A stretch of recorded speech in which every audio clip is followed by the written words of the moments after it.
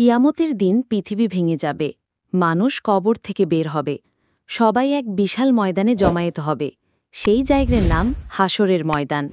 ময়দান হবে একেবারে সমতল, সূর্য মাথার খুব কাছে চলে আসবে, প্রচণ্ড তাপ ছড়াবে, ঘামের স্রোত বইবে, কেউ ঘামে হাঁটু পর্যন্ত ডুবে যাবে, কেউ ঘামে গলায় পর্যন্ত ডুবে যাবে। সবাই নগ্ন থাকবে, কিন্তু ভয়ে কেউ কারো দিকে তাকাবে না। মা সন্তানকে ভুলে যাবে, ভাই ভাইকে ভুলে যাবে, স্বামী স্ত্রীকে চিনবে না। সবাই বলবে, নাফসি নাফসি, আমার প্রাণ। মানুষ নবীদের কাছে যাবে, আদম আলাইসাল্লাম বলবেন, আমি পারব না। নূহ, ইব্রাহিম, মুসা, ঈসা আলাইসাল্লামও বলবেন, পারব না। শেষে সবাই যাবেন মহানবী সাল্লাল্লাহু আলাইসাল্লামের কাছে। তিনি বলবেন, আমি সুপারিশ করব। তিনি আল্লাহর সামনে সিজদায় পড়বেন, আল্লাহ বিচার শুরু করবেন। ফেরেশতারা আমল নামে নিয়ে আসবে, কারো ডান হাতে আমল নামা যাবে, কারো বাম হাতে আমল নামা যাবে।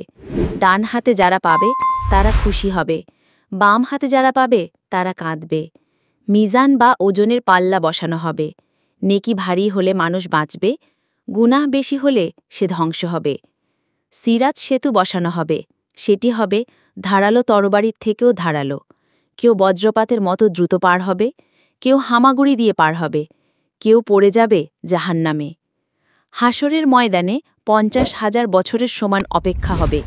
কাফিরদের জন্য সময়টি দীর্ঘ মনে হবে, মুমিনদের জন্য তা সংক্ষিপ্ত মনে হবে। আল্লাহর আরশের ছায়া থাকবে কিছু মানুষের জন্য। ন্যায়পরায়ণ শাসক সেখানে ছায়া পাবে। আল্লাহর ঘরে বড় হওয়া যুবক ছায়া পাবে, গোপনে দানকারী ছায়া পাবে। আল্লাহকে মনে করে যে কেঁদেছে সেও ছায়া পাবে। শেষ পর্যন্ত সবাইকে জান্নাত বা জাহান্নামে পাঠানো হবে। জান্নাতীরা আনন্দিত হবে, জাহান্নামীরা কাঁদবে। হাসরের ময়দান হবে ন্যায় বিচারের দিন। দুনিয়ার সব গোপন কাজ প্রকাশ হবে, আর কেউ এদিন পালাতে পারবে না।